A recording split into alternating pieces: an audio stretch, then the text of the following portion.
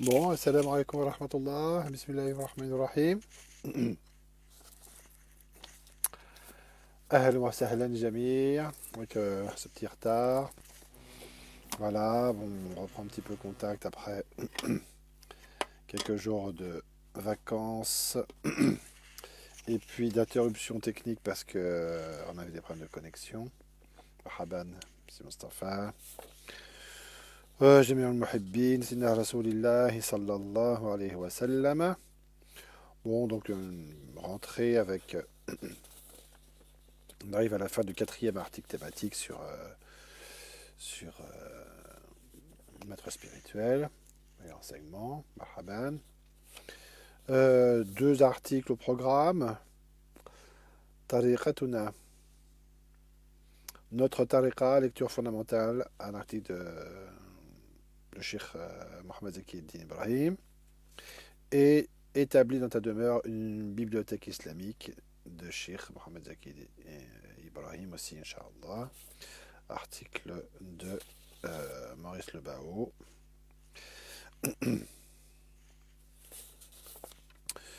Respectivement qui date de quand? 2012 et Bismillah 2013. Voilà. Donc ce sont des conseils de Cheikh Mohamed Zaki Eddin. Ma'alaykum salam wa rahmatullahi wa barakatuh. Radiyallahu anhu wa hamu, Inch'Allah. Bismillah, alhamdulillah. Les passages que nous traduisons ici sont extraits d'une petite épître écrite par le Cheikh Mohamed Zaki Eddin Ibrahim en mars 1997, soit moins d'un an avant sa disparition, rahimahullah. Cette épître est intitulée Notre Tariqa, Tariqatuna al-Tariqa al-Muhammadi al-Shadiliya. Tariqa al-Muhammadi al-Shadiliya, soufi, salafi, au sens réel du terme, et légale, ou régulière. Notre voie, le livre pur et la tradition prothétique authentique. Marhaban, Sidi. Et sous-titré ce que doit connaître prioritairement tout frère en Allah afin qu'il s'y conforme intérieurement et extérieurement. Voilà, donc c'est la notion, soulignons-le au passage, de l'acquisition de biens, de bien précises, de connaissances basiques, prioritaires et basiques dans la tariqa, c'est-à-dire que c'est important d'établir des connaissances communes et de s'accorder sur un certain nombre de notions générales et sur des notions spécifiques éventuellement à telle et telle tariqa. Les extraits choisis correspondent aux sections 6 et 7 de l'épître. Le Cheikh Zaki Eddin y recommande, après ses propres ouvrages, bon, le Cheikh dit voilà, on a écrit différents ouvrages, un certain nombre de livres d'autorité soufis salafi, entre guillemets, c'est-à-dire c'est comme ça qu'il les nomme lui-même,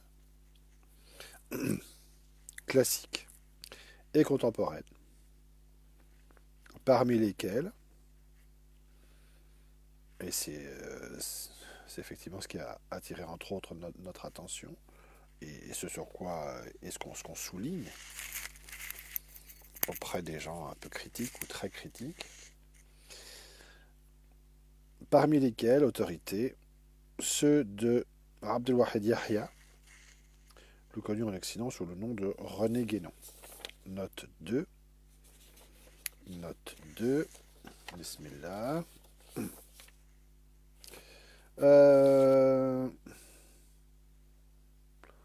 Mohamed al-Salam, oui d'accord, avait déjà évoqué cette mention dans son introduction, ses propos généraux du office. D'accord. Bon, ça fait quand même un certain nombre d'autorités, pour les gens un peu sceptiques, d'autorités importantes, contemporaines, qui ont reconnu celle de Cheikh Abdel Wahid. Il faut quand même le souligner et le ressouligner et le rappeler. Alors on comprendra pourquoi ou on comprendra pas pourquoi. On s'étonnera ou on s'étonnera pas, mais enfin, c'est un fait. C'est un fait non négligeable.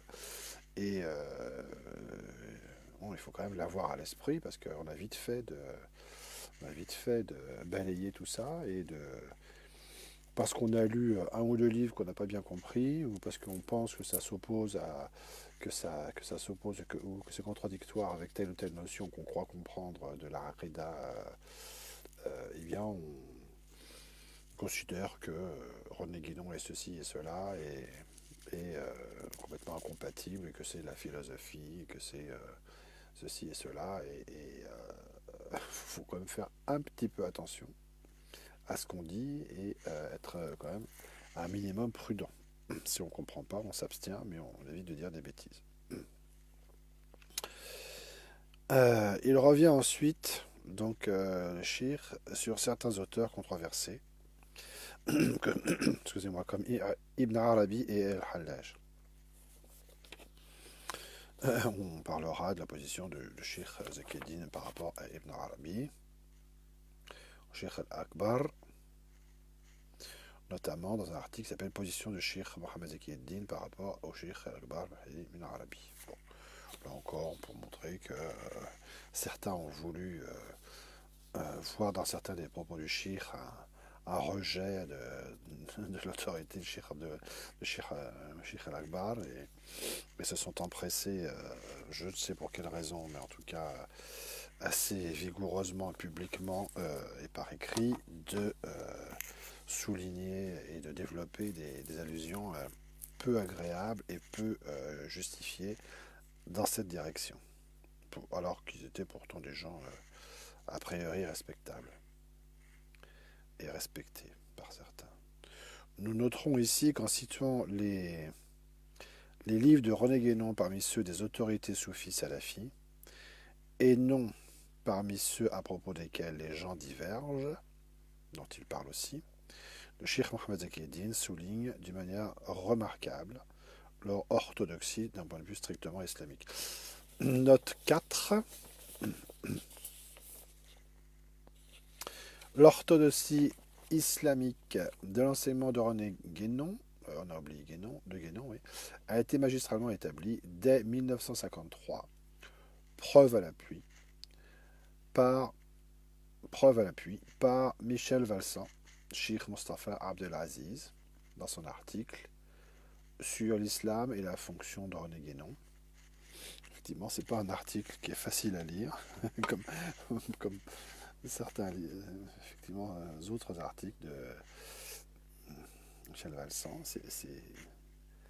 C'est pas facile à lire dans certains passages, mais enfin, quand même, c'est important, surtout quand on se permet de donner des avis un peu excessifs, bah, quand même, il faut faire attention et, et, et s'y reprendre à deux fois, si ce n'est à trois fois, pour exprimer un avis un peu léger à ce propos-là. Donc, Cheikh Mustafa, après la mort de Cheikh Abdel Wahid en 51,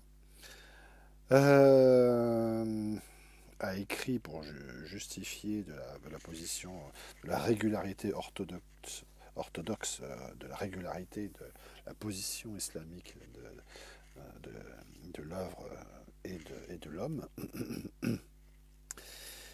Et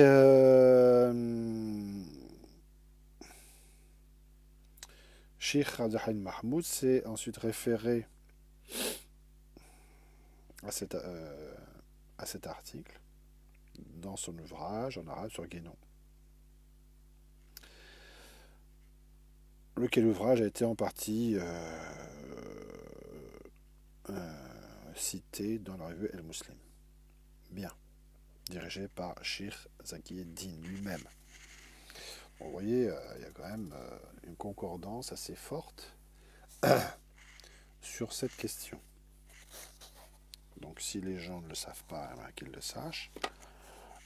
Mais enfin, on ne peut pas... il faut arrêter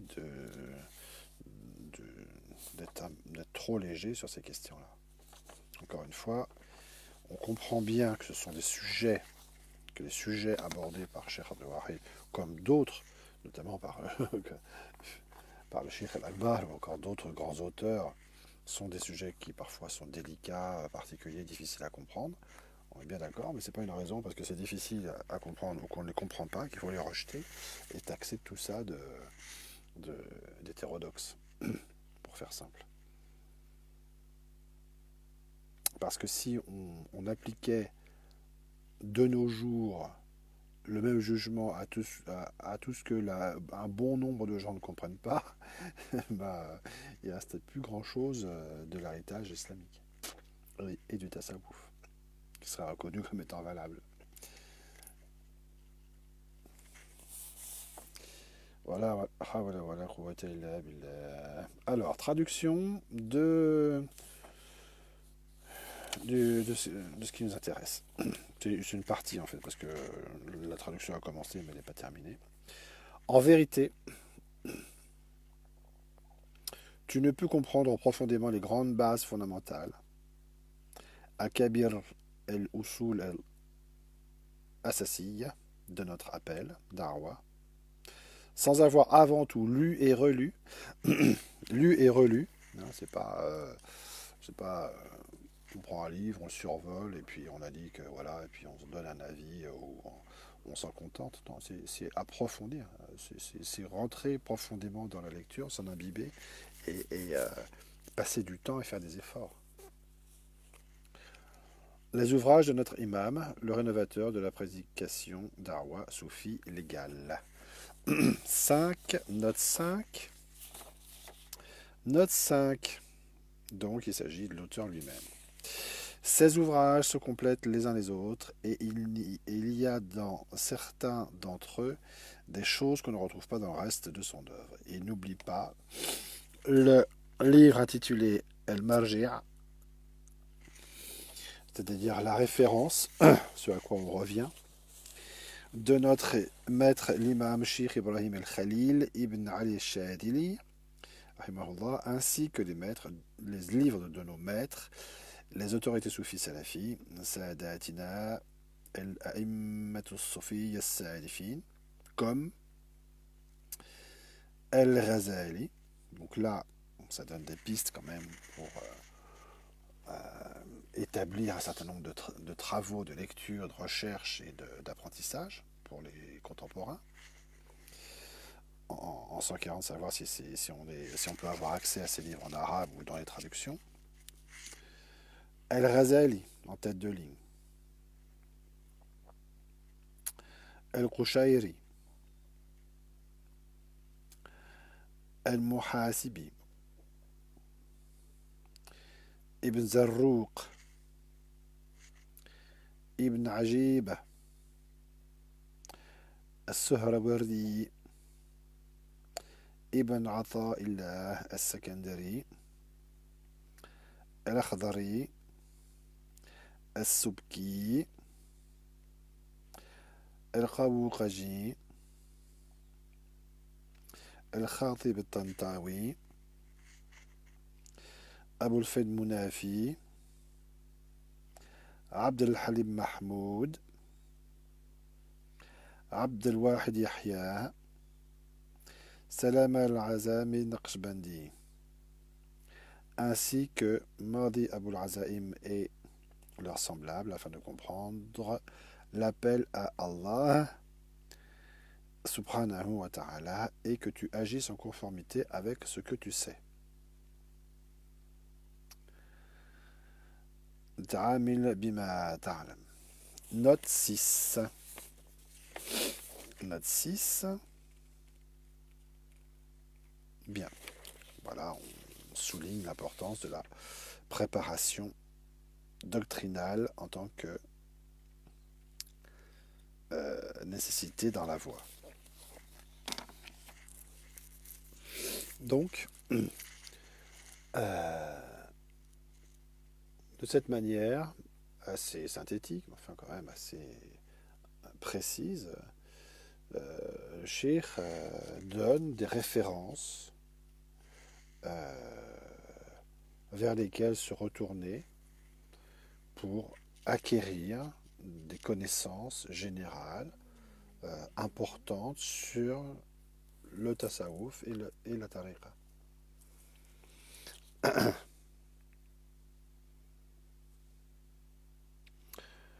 Quant aux maîtres à propos desquels les gens divergent, donc on a bien vu tous les gens qui sont avant, il n'y a pas de divergence. Hein. Ce sont des autorités reconnues sur lesquelles il n'y a pas à revenir, etc. Bon, pas etc., mais quand même, des êtres, des œuvres sur lesquelles il n'y a pas à jeter de critiques.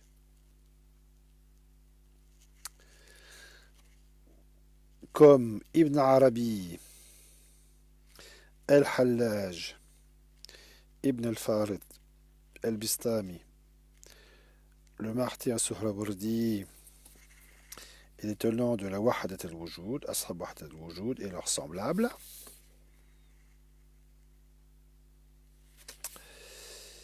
nous ne polémiquons jamais à leur sujet. La position du shir.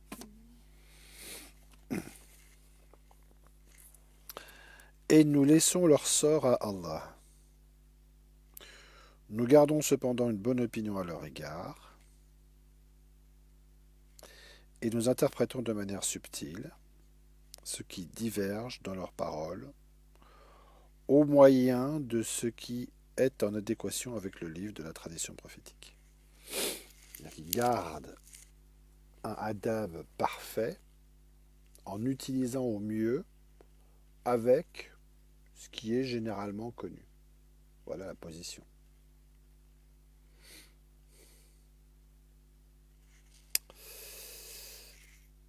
En effet, aucun individu n'est en droit d'exclure de la religion d'Allah, dinillah, celui qui a prononcé les deux attestations de la foi. C'est toujours la même notion que rappelle systématiquement le cheikh à ce sujet. Par ailleurs, beaucoup de choses qu'on leur attribue ne remontent pas à eux. Ce sont des mensonges et de la médisance à leur égard. Bien, sur le même sujet, établis dans ta demeure une bibliothèque islamique, c'est ce qu'on va voir. Des moyens qui mènent à la délivrance du Cheikh Abul Mawahib al-Shadili. On a vu cet article. Et note additionnelle sur la préparation doctrinale. Il me semble qu'on ne l'a pas encore vu, ça. Moi, je ne sais plus, mais il ne me semble pas. Alors, ensuite, article établi dans ta demeure. Attention, il y a une question. Alors, qu'est-ce qu'il dit? Il dit Farhadin Mundi ou Mendi, je ne sais pas comment ça se prononce. S'agit-il des deux soubkis ou de l'un des deux? Je ne sais pas. D'un des deux. Je ne sais pas. Il faudra que je regarde. Alors, Inch'Allah. Donc, c'est sur le même sujet. Bismillahirrahmanirrahim. Wassalatu wassalamu ala sayyidina Muhammadin Rasulillah wa alihi wa sahbihi wa man wala. Dans l'extrait suivant d'Al Bidaya, le Cheikh Mohammed Zakieddin Ibrahim revient sur les lectures fondamentales conseillées aux Mouridines en proposant plusieurs titres classiques, donc plus détaillés, mais aussi en insistant tout particulièrement sur les publications réalisées ES sous l'égide de la Tariqa et de la Ashara Mohammediya. Afin de comprendre cette insistance, il peut être utile de rappeler cet autre passage de mes ouvrages. Après moi, vous n'aurez pas besoin d'un autre shir, car je suis votre shir, vivant ou mort, corporellement puis spirituellement, et ce que je vous ai laissé comme écrit et comme enseignement oraux vous suffira pour ceux d'entre vous qui veulent se rectifier. On a déjà vu cette citation plusieurs fois, me semble-t-il. On notera cependant, au-delà de cette perspective post-mortem que le Cheikh Zakieddin indiquait dès les premières années de l'apparition de la revue El Muslim, qu'il dirigeait, dans lesquelles fut publié à côté des contributions de nombreuses autorités de l'islam et du tasawwuf, une grande partie de son ses propres articles, que la lecture de cette revue tient lieu de maître éducateur. تقوم في مقام الأستاذ المربي. Oui, donc c'est pas anodin, loin d'être anodin comme fonction. On parle de la revue El Muslim. Alors, dans lequel fut publié. Bien, établi dans ta demeure, bibliothèque islamique ayant pour fondement usul, donc les bases, hein, les premières choses. La revue El Muslim, donc. Alors, cette revue est actuellement, pour diverses raisons, bon, il y a toute une histoire, comme beaucoup de revues, arrêtées, quoi. Alors, il y a eu du temps et du chir, et puis après son décès, différents épisodes. Enfin, actuellement, elle est arrêtée, que je sache. Mais il y a un travail qui s'est fait, qui se fait pour sa préservation, on va dire. Les publications de la tariqa de la Ashira Mohammedia, puis le livre des invocations de l'imam al-Nawawi, Al-Athkar, concernant les oraisons, Dua, Riyad al-Salihin, le jardin des pieux, du même auteur, concernant les bons caractères, la revivification de Al-Ihya al-Medin des sciences de la religion de l'imam Razali, concernant le tasawwuf. Donc on voit à côté les domaines concernés. Les qualités mohammediennes parfaites et Shama'il Mohammediyya. Puis ce qui est facile, c'est-à-dire les choses faciles d'accès qui ne demandent pas des compréhensions profondes ni qu'on y attache trop d'importance. Des livres de commentaires coraniques, tafsir, de jurisprudence, fiqh. Et n'oublie pas l'ensemble des publications de la tariqa et de la ashira, car en elle se trouve le bien à profusion et certaines choses qu'on ne trouve pas ailleurs, ainsi que les livres des autorités du tasawwuf. Radiyallahu anhum. Voilà. Alhamdulillah. Donc, bon, on a le projet, nous avons le projet dans cet esprit-là, de reprendre un petit peu ces bases-là, et puis d'en adjoindre d'autres qui tiennent compte des parutions franco-arabes ou bilingues, etc., qu'on peut trouver relativement aisément, qui vont dans cet esprit-là, et qu'on va essayer de faire le plus rapidement possible pour donner, une liste des livres qui semblent à la fois importants, faciles d'accès et qu'on peut se procurer dans cet esprit, Inch'Allah. Voilà, bon, alhamdulillah, importante jalsa, mais assez résumée, qui donnera lieu à des prolongements, Inch'Allah. Demain, il y aura peut-être une diffusion donc d'incitations dans l'après-midi de environ la moitié des Dalaïl al-Khayrat, Inch'Allah. Et puis le soir, je pense qu'on essaiera de faire encore garder le rythme malgré tout, pour faire une jalsa à peu près à la même excusez-moi, à la même tranche horaire le soir, après cette récitation des Dalaïl de l'après-midi. La récitation devra avoir lieu de 17 heures au Maghreb, environ. Voilà, donc tous à vos exemplaires des Dalaïl et toutes, à la barakatillah, Inch'Allah. Et puis on essaiera de répondre aux questions sur le Sidi Farhaddin, Mundi ou Mandi, Inch'Allah. Voilà, assalamu alaikum wa rahmatullah wa barakatuh. في أمان الله إن شاء الله وليلة سعيدة مبروك محفوظة للجميع.